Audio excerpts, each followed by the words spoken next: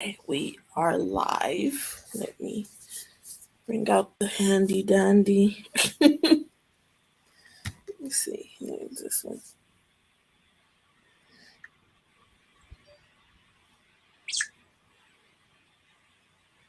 See, here's this one. All right.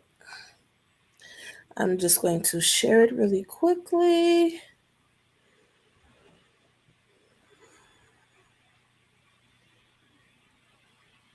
See, share to the groups.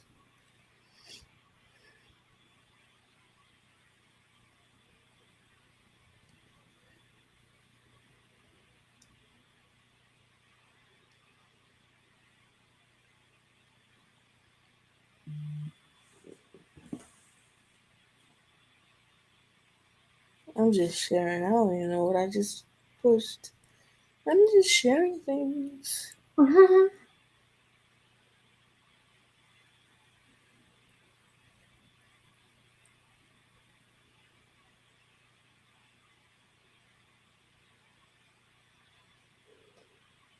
All right, almost done.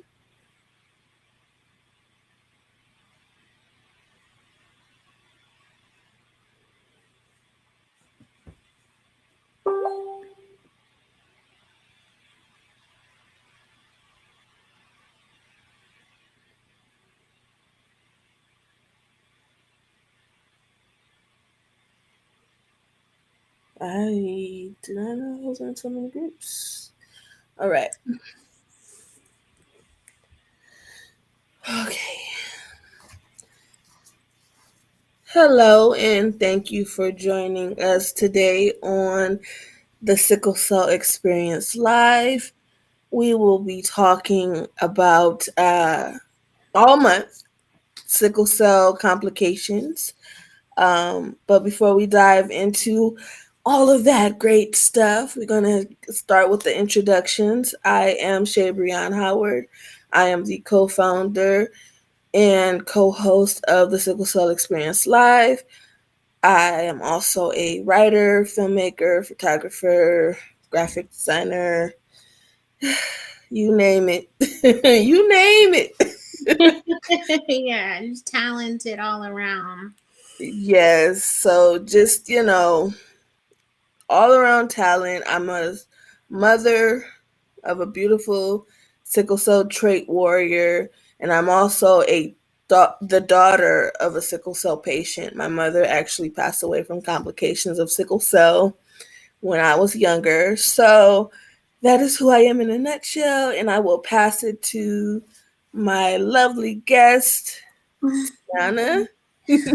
Thank you. Well, I am Tiana Wolford. I am 30 years old. I turned 30 in July, so that was exciting.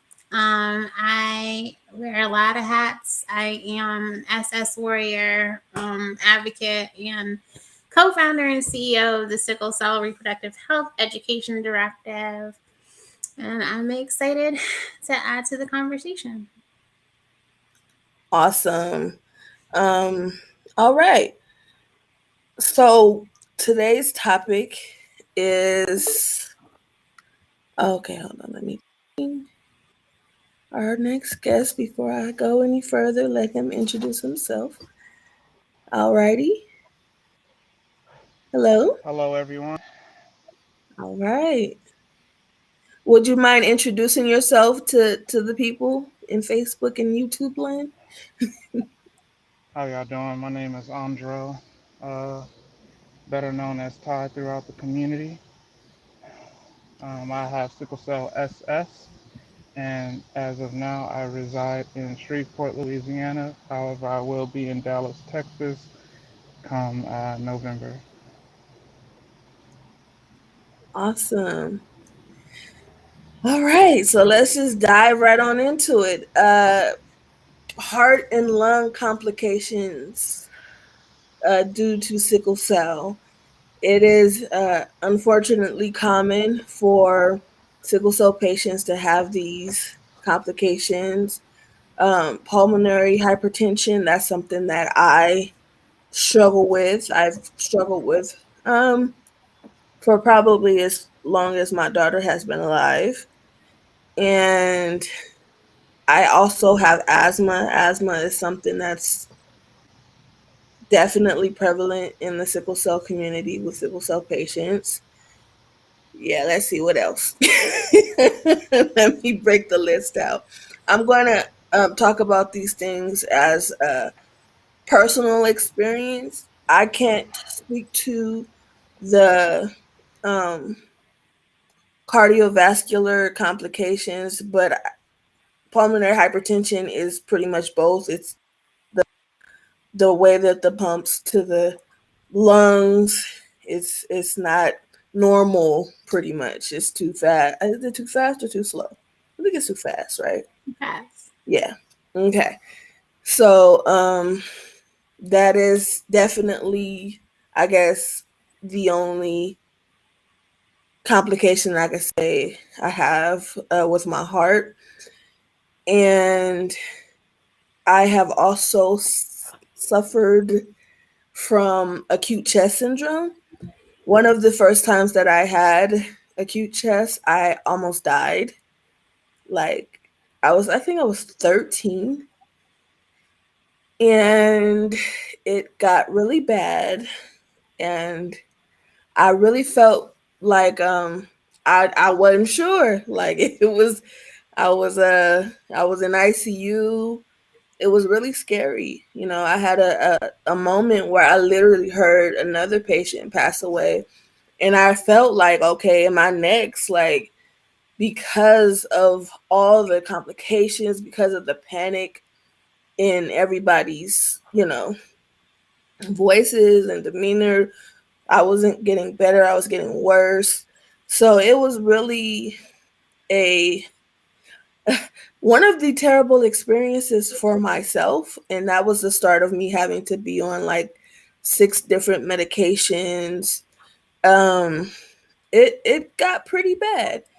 Uh I personally think that when we were in a hospital and they give us what do they call the is it spirometer? The incident spirometer. Yeah. So a lot of people, they kind of just set it to the side and they're like, "Oh, it's okay." Really and truthfully, like, I turn it into a game at home. I literally have one at home, and me and my daughter, we play with it because it's real. Like, I have to wear oxygen at night. I have to, if I know that I'm walking somewhere, it's to the point where sometimes I have to take my oxygen with me. Like today I went to the store and I left my oxygen, honey. I was at the store like, oh man down. I don't know what's going on, but it's not a great feeling when you go through stuff like that. So I really thought that this was a great opportunity to talk about these things and let people know that they're not alone. Let people know, we go through it too. Even as advocates that do all these great things, we still have sickle cell on our backs just like everyone else in the community. So, Tiana, I just want to pass the mic to you so you can talk about your complications. Um, Well, I'm glad that you brought up that whole incident spirometer thing because, like, I hear Dr. Wanda Witten-Sherney in my head because that's something that she's on, like, every warrior about is the importance of that incident spirometer and, like, keeping those lungs clear. Even if your lungs are healthy and you're, like, in the bed in pain, you should be doing that. So I'm glad you brought that up. But really, I always, like, when I do intros and stuff, I always say that I was pretty healthy as a child. And I need to stop saying that because I was just saying that, meaning like I didn't have a lot of VOCs, but I was getting hospitalized with acute chest syndrome like once or twice every year. And that was kind of what made me come to the realization that, like, oh, okay, this might be something to the sickle cell because I was getting on it. They put me on hydroxyurea for that reason because it had been proven to decrease, that acute chest complication. And I remember being like 11 and not taking it, like not being compliant, and my doctor, my social worker, my family, like literally doing an intervention. Like, no, you don't understand. Like, next to stroke, acute chest is what can take you out of here. So I dealt with that a lot. It's definitely decreased with hydroxyurea. And then, like, really, as an adult, though, I've been dealing with pulmonary embolisms. So I've actually had six in the last like 5 years. And most of them have been relatively large in main arteries. And then, that's a complication because a lot of oral contraceptions put you at higher risk for blood clots. So that's something that I hear a lot about from others in the community as well. And um, what I just found out recently, because I've tried like four different blood thinners, and I'm so confused about how I still keep getting these pulmonary embolisms. And what I learned is that because of how sickle cell kidneys don't operate properly, I don't metabolize those blood thinners well. So now I'm doing the daily Lovenox injections. And so I think that's another misconception that we as advocates have to dispel, because I'm like, what do you mean my kidneys won't function properly? Like, I thought my kidneys were fine. All my tests, my creatinine, like all of that is fine. And she was like, oh no, like it's just how sickle cell kidneys are set up. And I think a lot of times we have this false sense of security, like, oh, well, if we're not having frequent VOCs and getting hospitalized, we're 100%. And that's not the case. Yeah. Honestly, I totally agree with you. Like, I was that person, like, oh yeah, I rarely went to the hospital, but Yeah. but when I went, Yeah. okay, Ty, you wanna give your So is this strictly just on lungs or complications of the lungs and chest?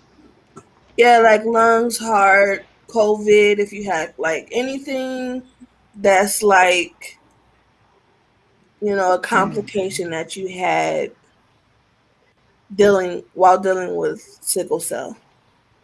Okay.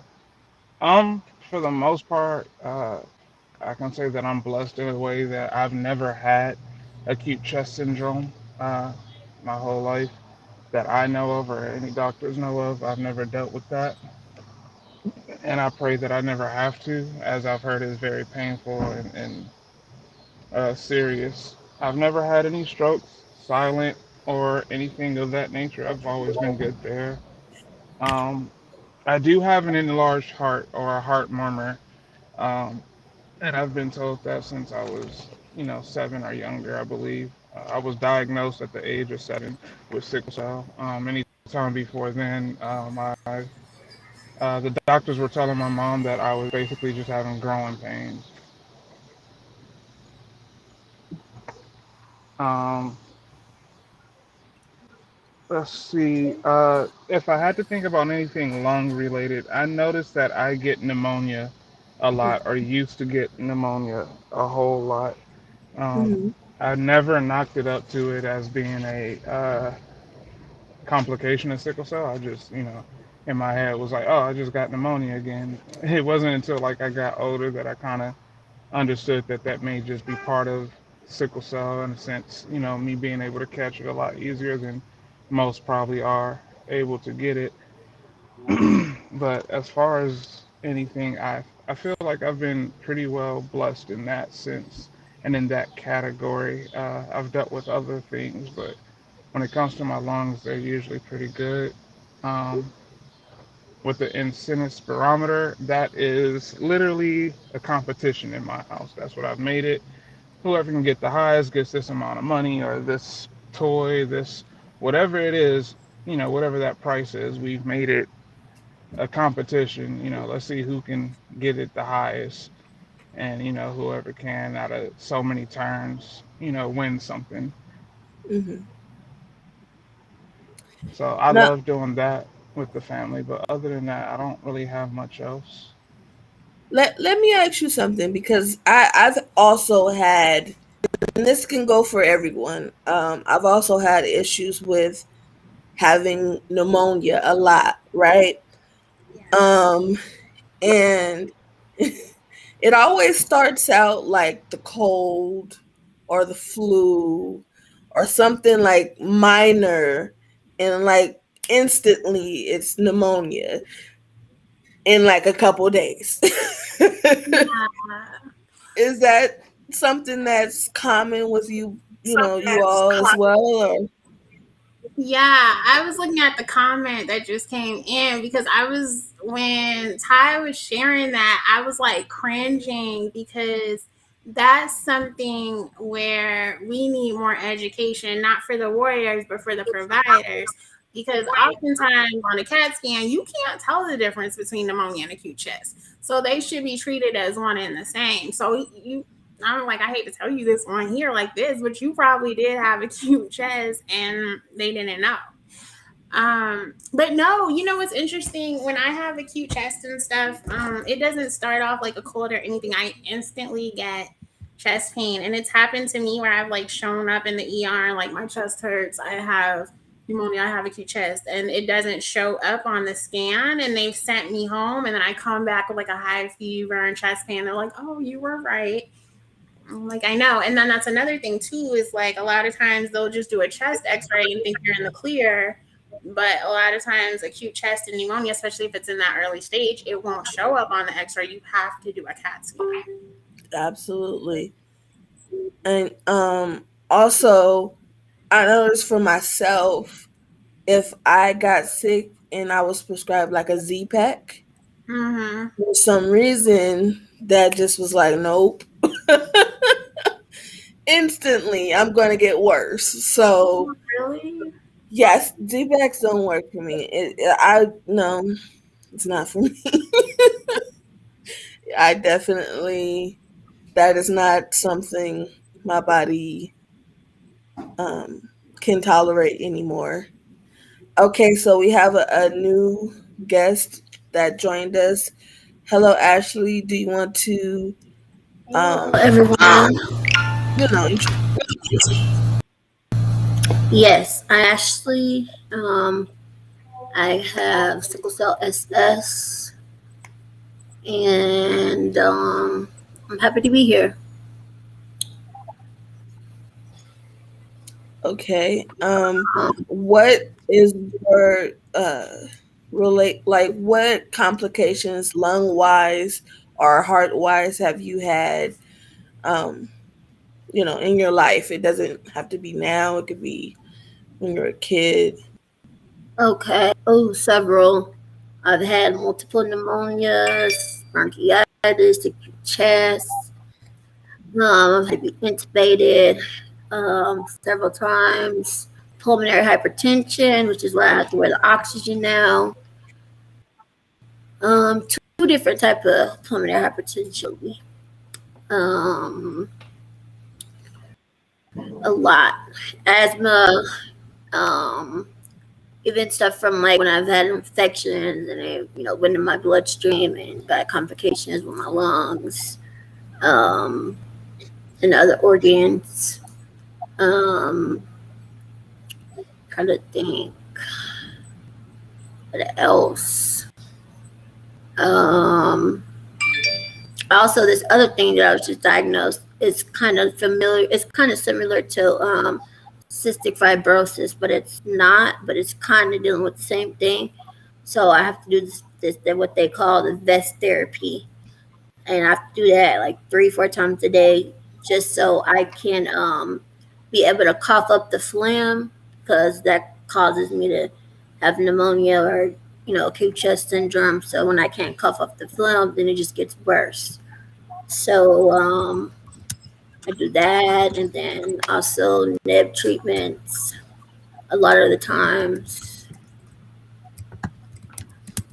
It's just been a lot. Okay. Uh, wow. That you did explain a whole lot.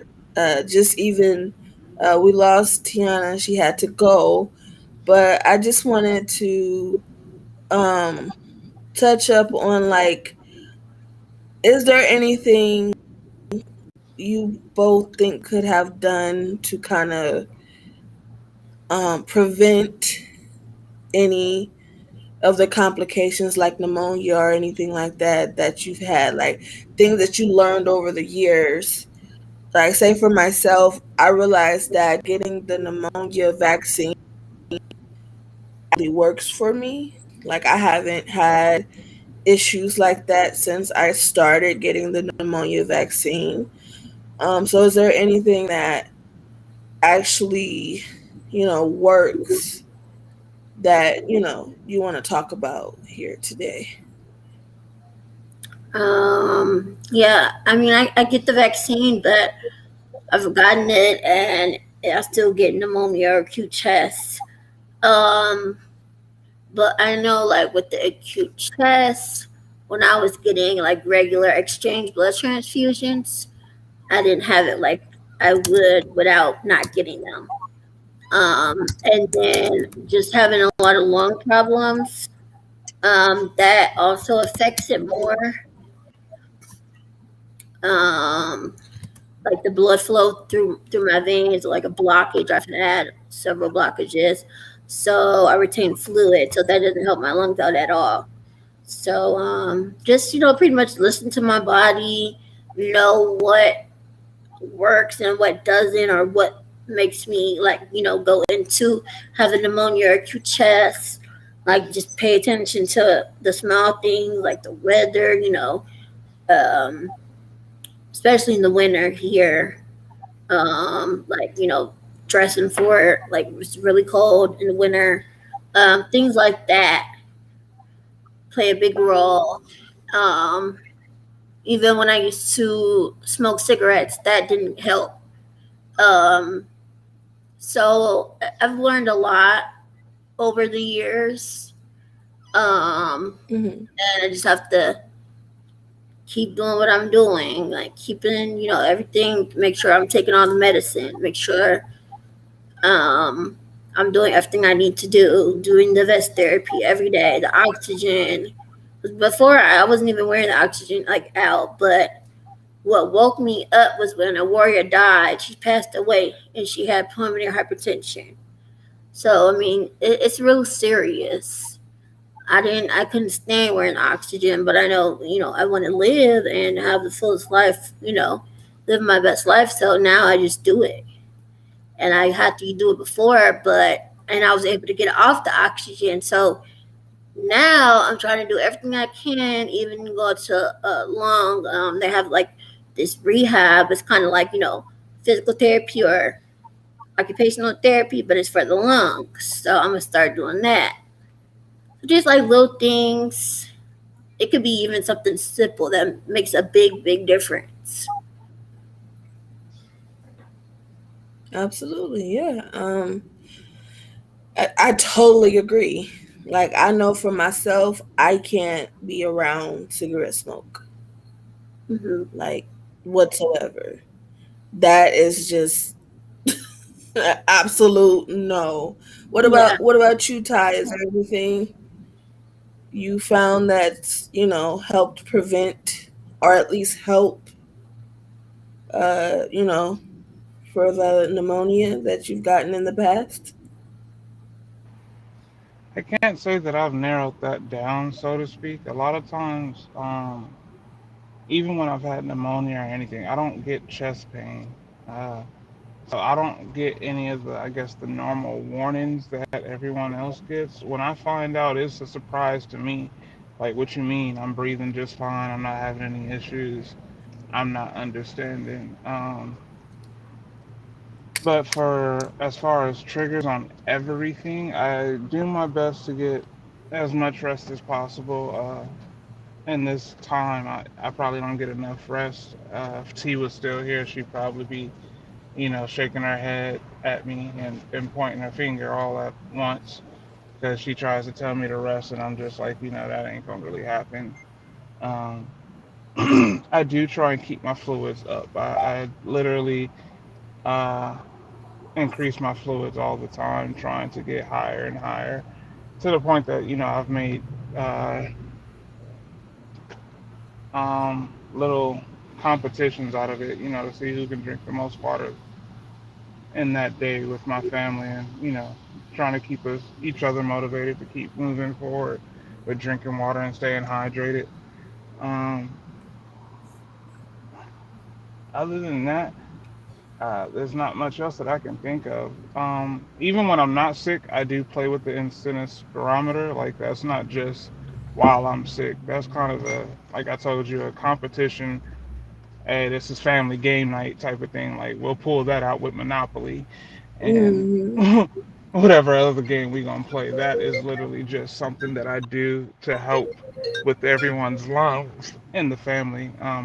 All three of my children have trait due to me having the disease. So, I try and educate them on it as far as being hydrated and staying, focused and all that. They also have asthma. I'm not sure if baby girl has asthma yet, as we haven't, tested her for any of it. But I do know that my sons have it. And so the trait plus the asthma and all that, I try my best to teach them, how to build their lungs up and build their lung capacity. And one of those ways is, the incentive barometer, taking walks, doing speed walks, or anything like that. Um, but that's really about it. Yeah, I was just saying the same thing a little while ago. Me and my daughter, we turned it into a competition as well. See who can go the furthest, the longest. We have a question from Leah V. Vasquez Ward. She said, "Does tea help you guys? Sometimes tea helps me." Um, Help us in what way do you mean? Is yeah, there a specific way that you're looking for it to help, or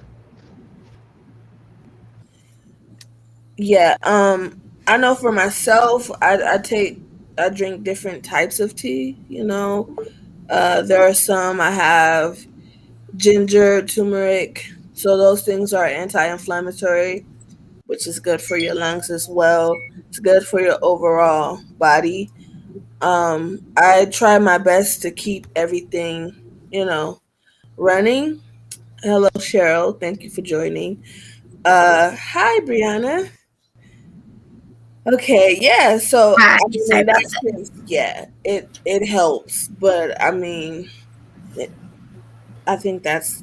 I try to just tea is good for you in general, depending on the type of tea that you drink. So, yeah. Yeah, she said if it helped yeah, for a as shorter she breath. said, Well, it doesn't help me. It doesn't help me with shorter breath. Hmm. as Shay Brown said, I drink different types of tea for different times. The ginger, turmeric, all of them in a sense. It just depends on what's going on and how I'm feeling and what exactly it is that I'm using it for. Um, and that's kind of just how I go about it. I am trying to incorporate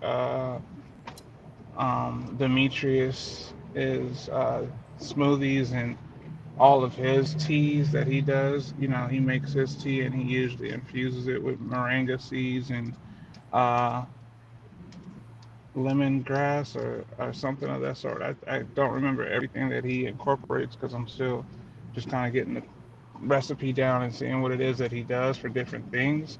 And so I try and trying to incorporate that into my daily life where I have at least one of the beet smoothies and then one of the teas. And I'm trying to do the tea somewhat midday or early in the morning. And, the beet smoothie, I kind of just decide on when I want to take that throughout the day. Sometimes I'll try and make that, just my lunch in a sense, uh, because I am changing up my diet as well. I kind of do more of a intermittent fasting, so I probably won't eat but one meal a day. Part of that is just me doing it on my own, as well as me just being so busy working, two jobs and things like that. I don't always have time to eat or anything like that. So I try and find different healthy ways to help. And when it comes to the lungs, I do my best to, find any fruit, vegetables, or anything that helps with that. And I kind of do that for everything, for every organ. As the older I've gotten, I understand that when it comes to sickle cell, we have to remember that it's just not the pain, and that honestly it complicates and affects every part of our body, organs, and muscles, and all of that because it deals with oxygen getting throughout the body. And if you're not getting that proper oxygen throughout the body, then those muscles, those bones, those uh, joints, all of that are going to fail somewhere and somehow in some way. You have to, get the proper supplements or the proper, amount of all of that, whether it's the oxygen and the nutrients, all of it. So I'm doing my best to work on figuring out how I can naturally add that in so that it helps me. Okay. We have a new addition to our talk, so I just want to give Brianna the floor to introduce herself and talk about what complications she has had, uh, whether it's heart, lungs, and also, oh, we lost her. Okay, let's see. She might come right back. Okay. I have Well, Well, stuff dealing with the introducing her heart and she too, bounced. Shabrion. huh? I said I have stuff dealing with the heart too. I didn't mention Oh, what heart complications do you have? congestive heart failure. I'm always tachycardic, even when, especially when I'm in pain, and it always happens. And then I have iron in the heart now, from all the blood transfusions, iron overload. So I have to do that medicine now. Um, what else? Um, yeah, that's it for the heart. And then like I've had like heart infections, but like endocarditis.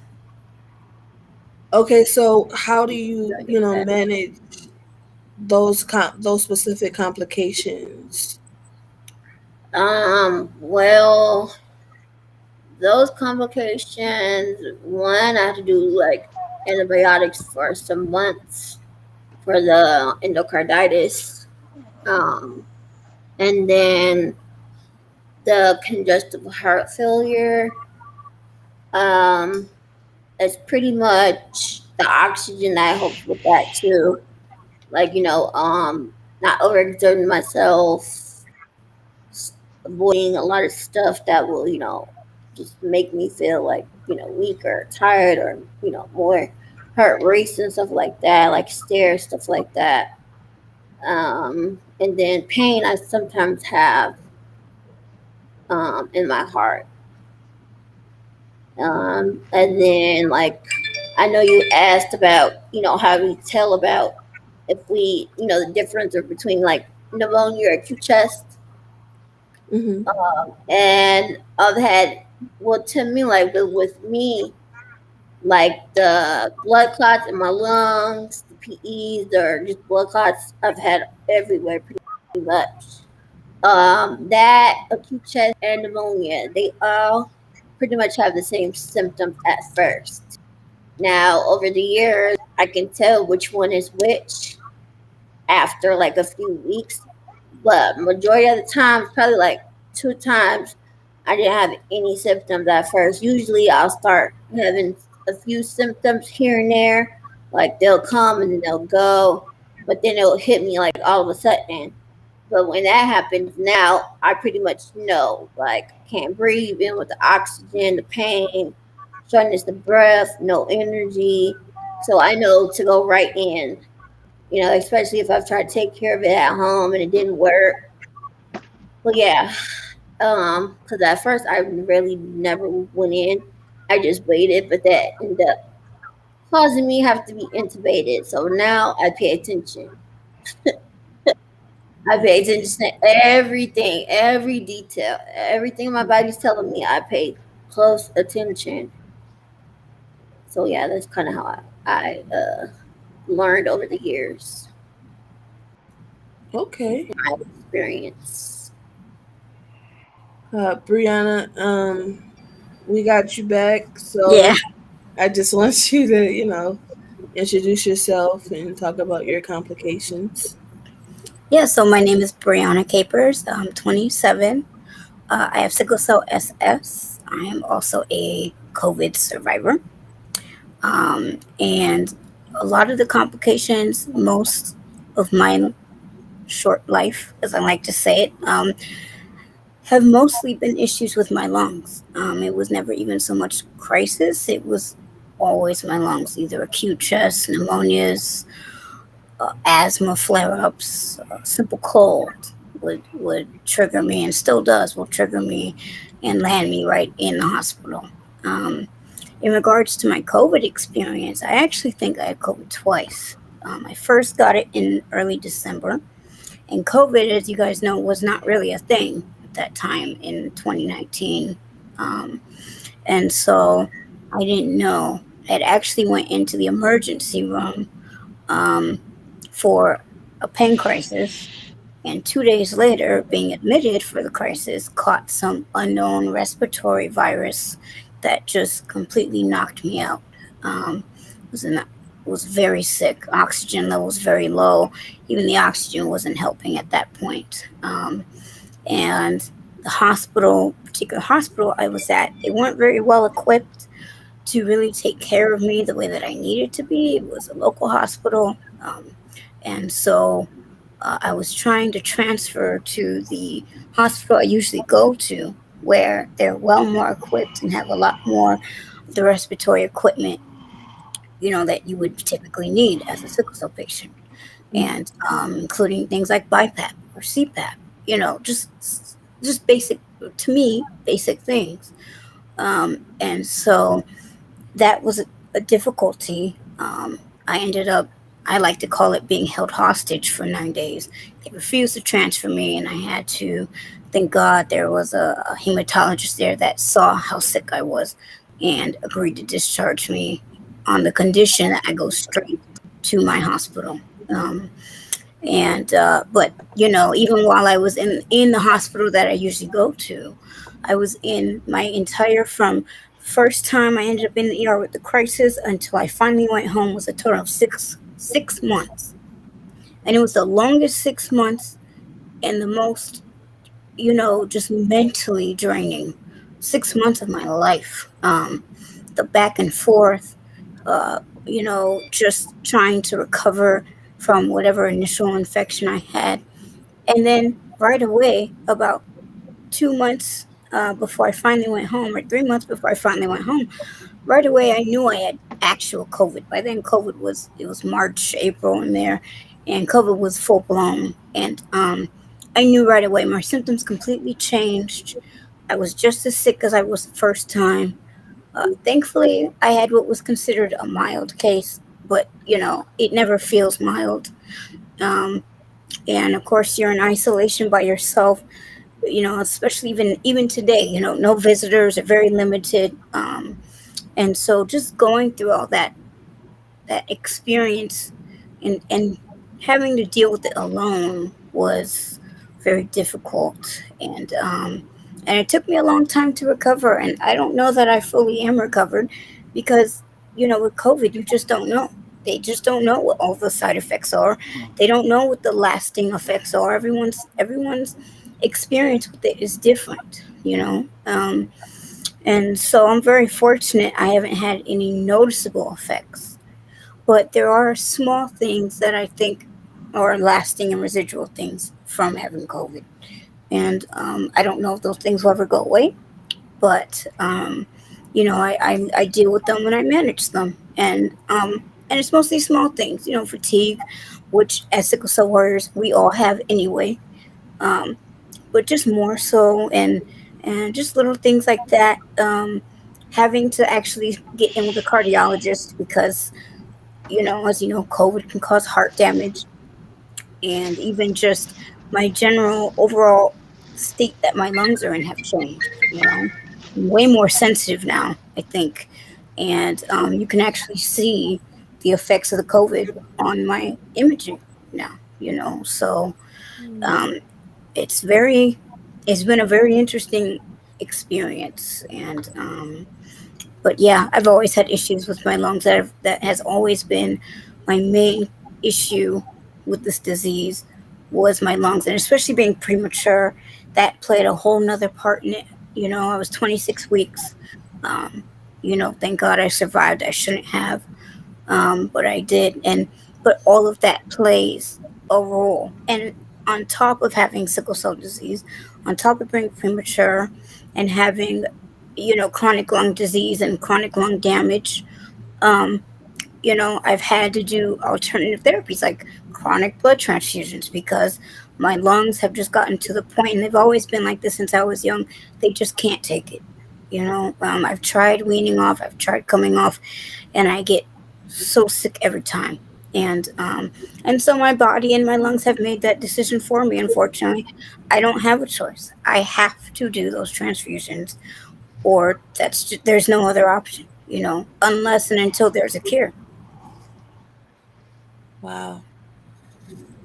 I just want to say you are all of us, but specifically, just being in a hospital for 6 months and fighting your way back to being, yourself again. Uh, I can't say healthy again because we're all healthy-ish, right? Hmm. So, um, but I will say that is a tremendous, story that you have, and it's impactful because, for myself, I was in the hospital. My longest time was 2 months, almost 2 months, and I was like, I can't do it. Hmm. This is not for me. And so the doctors, they still didn't want to let me go. I was like, look, you gotta let me go. Hmm. If I die, I die. Not like that, but it was just like I really felt like you guys are trying to like keep me in this bubble, but in keeping me in a bubble, you're making me worse. Yes. So Yes. let me go, and if I need to come back, I will come back. But Yeah. I'm not. I can't stand another day here. Yes.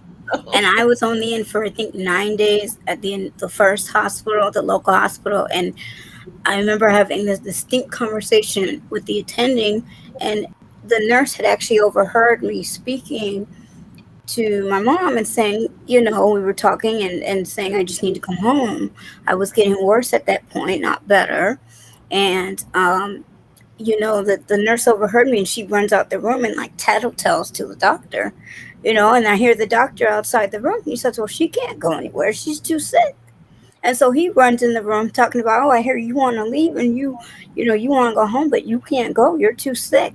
And I'm like, you can't tell me, I know how to take care of myself, I know how to get myself better. And if you guys aren't equipped to do it, I'll do it myself.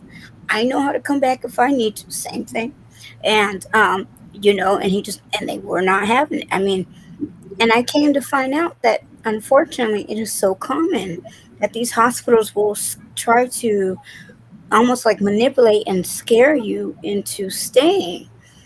And it's like, at what point do you say enough? You're not getting better. You're in the same state or worse. And at what point do you say, I need to either go somewhere else or I can take care of this between me and my outpatient team, you know, at home? Um, but yeah, they do everything, and it's unfortunate because some patients, don't know. They don't know their rights. They don't know that they have the choice and the right to leave, and they are very they fall for that every time. The fear of being charged, or your insurance isn't going to pay if you leave, or whatever they tell you, anything to get you to just stay. But then on the flip side, as we all know, they're also very quick to want to get you out when you're not better and you're not ready. yeah. So, it's like when you need to leave, they don't want you to. And when you don't think you're ready to leave, they want you out. So, Right. Let's just make your mind up, please. Just make it up.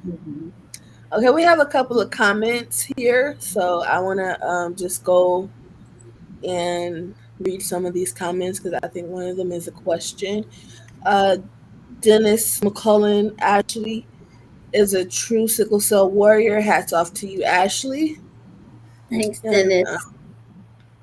then we have Raquel. Um, hi, I'm sorry. Hi, y'all. I'm watching your story from Belize. Very much a strong warrior and much awareness. I have a foundation in my country just inaugurated. Yeah, inaugurated the first of this month. Sorry, I had to make sure. Um, all right. And then Congratulations. yeah, congratulations to that. I'm happy for you. And then the question is, as warriors, do you guys recommend kids that are warriors to take the vaccine? Uh, I Mm, do. I'm sorry, I can't. I've not taken the vaccine, and I doubt that I will take the vaccine. I don't plan on making my sons take the vaccine as well. Unfortunately, I just don't feel comfortable with it as of right now. I don't feel that mhm, there's enough research, and I'm starting to feel like we are their test subjects. They're in the, testing stage. They had the hypothesis. We're the test, and, from their test, they'll get their conclusion to make it better. I also don't like the fact that, with the COVID vaccine, it still doesn't necessarily protect you. The fact that you can still catch it or catch, lately it seems that those with the vaccine are catching the variants more than those who just haven't been vaccinated. I'm not absolute positive on those numbers and those percentages, but for what I do research and what I keep up on, that's just what I'm starting to hear more about and the consensus on it. And I just don't feel comfortable at this moment to be doing that. I did have COVID. I got it in June of 2019. Uh, they said I was asymptomatic, and the only reason I even found out that I had it was, I went into the ER for a normal crisis, trying to get treatment. Uh, Hemoglobin was down to like a 6.5, and they were like, we have to admit you. We're gonna get you some blood and do a blood transfusion. And at that time, they were testing everyone before being admitted and being moved up to the floor, and they happened to test me. And when they came back and said that I had COVID, in my head I was like, y'all sure y'all tested the right swab? Like, I really just didn't understand it. And, I was following all the guidelines, doing everything that I was supposed to. I didn't really go out if it wasn't me going to work and coming home. I wasn't really going anywhere, so it didn't make sense to me. When I finally did get admitted, I can say that I was blessed in that sense because I had no symptoms. My taste was there, my throat, everything was fine. My oxygen was great and everything. Truthfully, the doctor told me, she was like, honestly, if it wasn't for the fact that you had a blood infection, I'd send you home because you're not having any complications or any issues other than that blood transfusion for me to keep you here in the hospital. And so I guess you can say, like I said, in that sense, I was blessed enough to not necessarily deal with what everyone else is dealing with and how they're going through it. okay. I know personally for myself, this is how I feel. Get it or don't get it. It's all up to you have to make that personal decision for yourself and your family. I myself have been vaccinated. I struggled for a long time because I did not know if I wanted to, but I had a conversation. I have a parenting series with Master Bird, and we were actually talking about this on Friday. I have a daughter. she's in school, but she's not of age to get the vaccine. So her being homeschooled for a year and a half or however long that was, it felt like forever.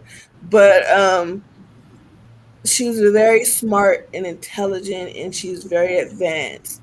So it wasn't good for her specifically, and it was taking a toll on both of us for her to be, you know, to do school from home. So I had to make the decision to send her to school. And in sending her to school, I am my daughter's only person. You know, I am a single mother. I take care of her. So I had to make the decision. If she goes to school, she has the trait, right? So her immune system is already low. So I had to make the decision, if she gets sick, I have to be able to take care of her.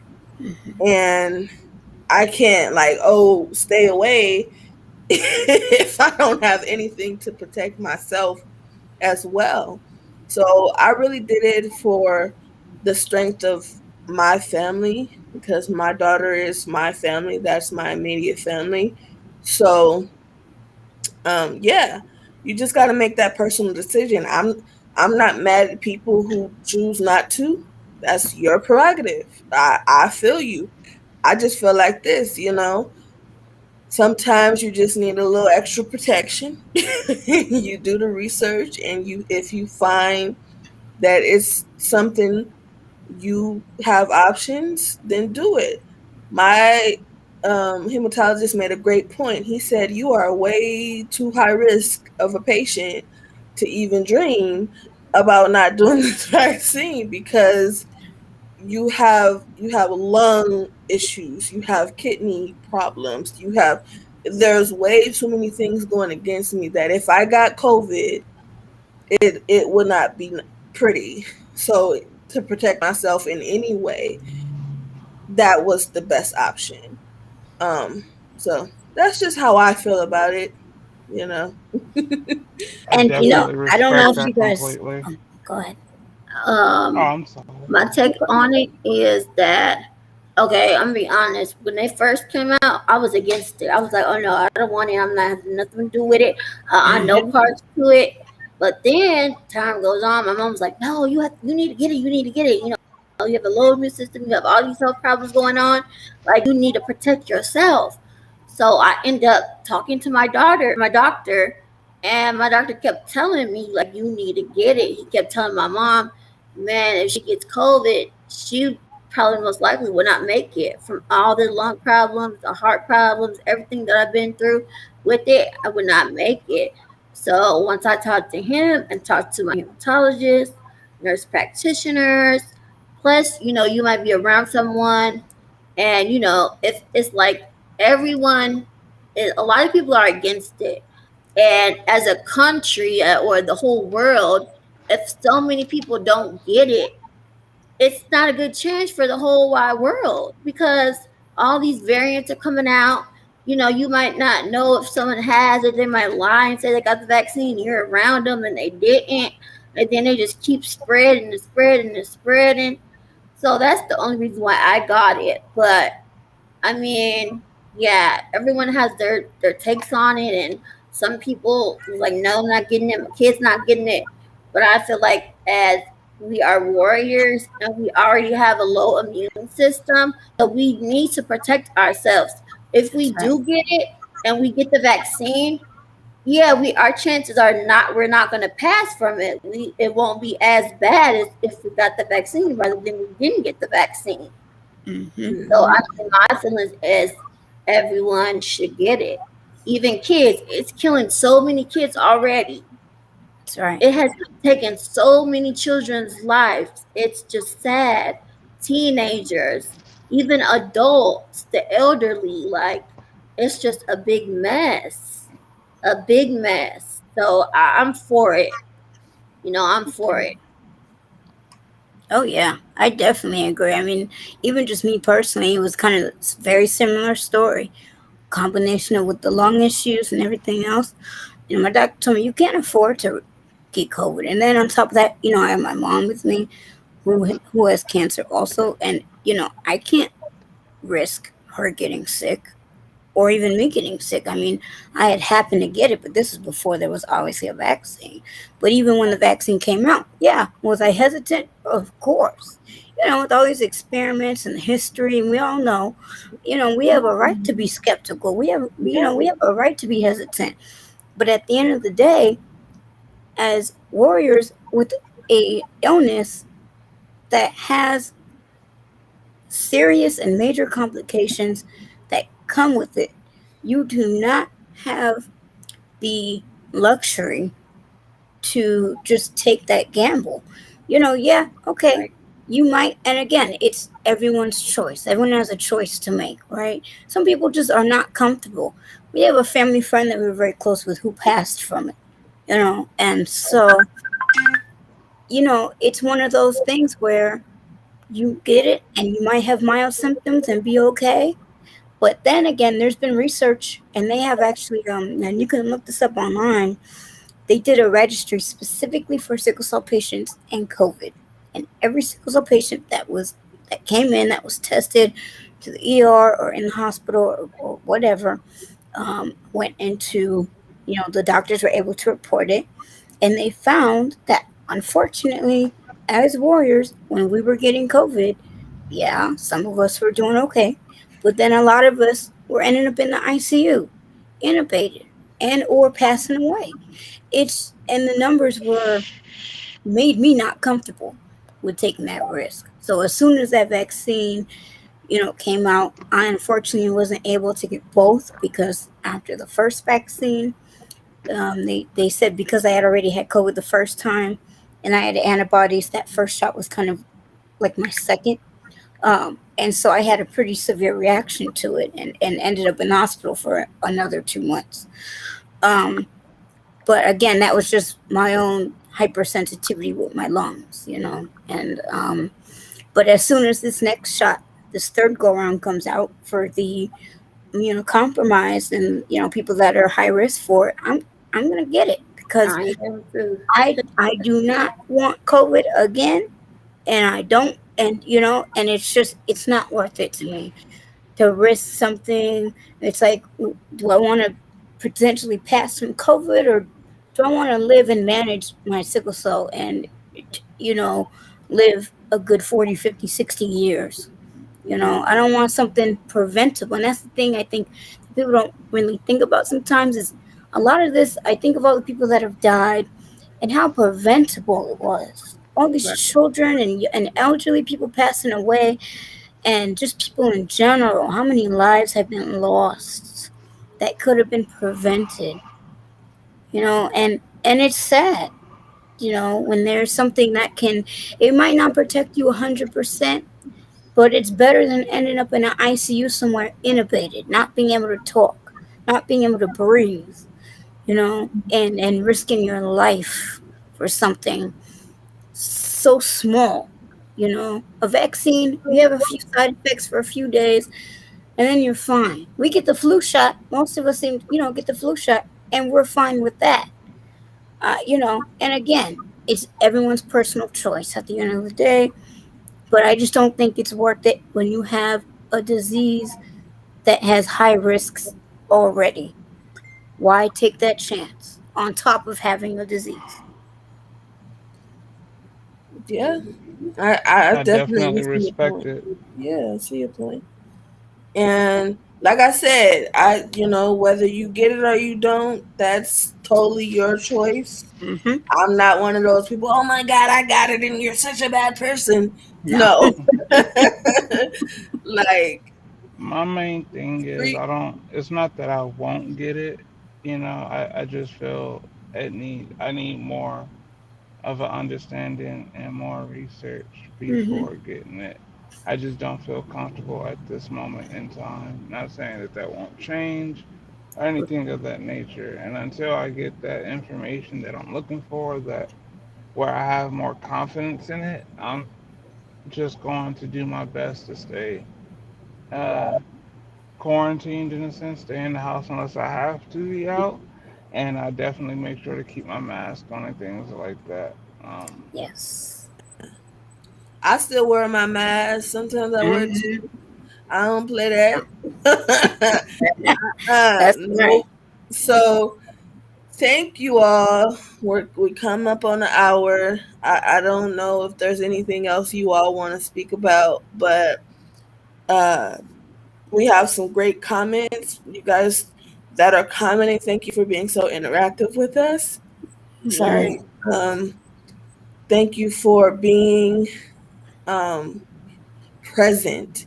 And if you could do us this great favor and share this video, because there are people who need to know they're not alone in the complications that they face because, as a result to having sickle cell or just dealing with sickle cell and then having these complications. However you would like to put it. That's just the reality of it. You know, there are people who right now may be going through pneumonia after acute chest, and they thinking it's never going to end. I'm here to tell you, it gets better. You just got to figure out what works for you. Because there are triggers for everything. So find those triggers, find what works, find what helps you to combat whatever you're dealing with in that capacity, and know that you're not alone. Know that you can reach out to people. And I just want to thank you all for being here. Thank Tiana for coming, for the time that she came. I truly appreciate her as well. I know you took time out, so I really thank you for that. Is there anything you all would like to say before we end this? Um, I'm sorry for your loss, Leah. I mean, yeah, and I'm sorry. And sorry for your loss. Yeah, I'm sorry. Yeah. Definitely sending my condolences to you. I understand how hard that Right, is. I right. lost my father to COVID um, on the 13th of June. So, Mm. and I think his probably could have been prevented. Unfortunately, I think, that there was some missteps as far as on his wife's side as to Mm-hmm. how serious his condition was and her not explaining what was really going on informational wise. Mm. He basically sat at home for a week, you know, uh, not being his normal self, and she just not really giving me that information. And uh, unfortunately, it came out to where I feel that if we would have got to it sooner or later, he'd still be here. And unfortunately, he isn't. So I understand that it is very serious. It's very something that we need to keep and protect ourselves from. Um, what I have to say is, definitely continue to do your best to keep your lungs and body and just altogether uh, keep yourself healthy by doing the things that you need to do, whether that's diet. Um, Truthfully, it's a plethora of things I feel that we have to mix up in order to get that better quality of life that we're looking for with sickle cell, and that comes down to making sure that your mental health is straight, your diet is straight, you're getting enough rest, your water intake, and things of that nature is all straight. A great thing to always make sure is that you learn your triggers, learn what sets you off, because that in the end will probably help you in a lot of different ways. I've learned that my triggers are weather. My emotions play a very big part, and stress is my largest factor Yeah. that sets me off. But I know that my emotions are a really big thing. So throughout any situation, a lot of people probably don't like me for it, but I'm very nonchalant about things and believe in the fact that it'll work out however it's supposed to work out. That's I'll right. put the work in to help with it, but in the end, I'm not going to stress over anything that I can't change myself. If I'm not able to change it, then there is no reason for me to be stressing. over it, because stressing over it doesn't do anything but put me in the hospital, which adds more stress because then I'm in there wondering, how my family is doing and how I can handle these bills and that and different things of that nature. So altogether, just make sure that you are working on every aspect of your health to keep yourself healthy as much as possible. Um, and for those who ever need to talk about anything, whether it was a loss or just you needing to vent or anything of that nature, my line is always open for us soldiers. Um, I'm always here to lend an ear, shoulder, advice, whatever it is. I'm here to help, and that's basically my outro, I guess, for the night. Thank you for having me, Shay Brianna. It meant a lot to that you thought to have me on here, as I do want to get very much back active in the community. I'm taking my time doing so, but I'm definitely working towards it. And I thank you for thinking of me to be on this panel with you. Oh, no problem. Thank you for Thank coming. you. Anyone else have anything they want to say before we go? I think I would just piggyback off of what Ty said, which is learning your triggers, and not just learning your triggers, but being open to trying new things. I know sometimes, it's scary. You don't know this or that about a new treatment or a new medication, but be open and be willing to try new things because it may really help you in the long run. You know, prime example, I have an allergist that I see, and in order to help me with both my allergies and my asthma, um, she introduced me and told me and educated me about biologic shots. We've all probably seen the commercials, the new Kala and the new Vixen. Um, and so I took a leap of faith. I don't like needles. A lot of us probably don't. Um, but I did it, and it's really helped me, um, and has really improved just my overall quality of life. You know, Not going outside and having my eyes watering and my nose running, and just allergies acting up. And hopefully it will improve and help my lungs as well, in the long run. So don't be afraid to try new things. If it doesn't work, you stop, you know. Um, but don't be afraid to take that leap of faith. Awesome. Ashley, do you have anything you want to say or add? No, they pretty much said, pay attention with triggers, listen to your body, do everything you need to do to stay healthy and out the hospital. Even though you might, be tired of doing it, taking medicine, trying to stay healthy and, do everything you can not to have a crisis. Just, do it, you know. It'll help in the long run. You might not think so, but it'll definitely help. I've had to learn that the hard way. So I, just want y'all to just, take my advice because I've had to find out the hard way and I don't want anyone else to have to go through, that or anything similar. So yeah, just listen to your body, keep up with your appointments, your medicines, everything. If anyone needs to, talk or anything, my inbox is always open. Um, yeah, and thank y'all for joining and interacting with all of us. Yes, thank you again. Awesome. Um, all right. So, without further ado, I will leave you all with my positive words of wisdom for tonight. I want you to start where you are, use what you have, and do what you can. Until next time, peace. Hi.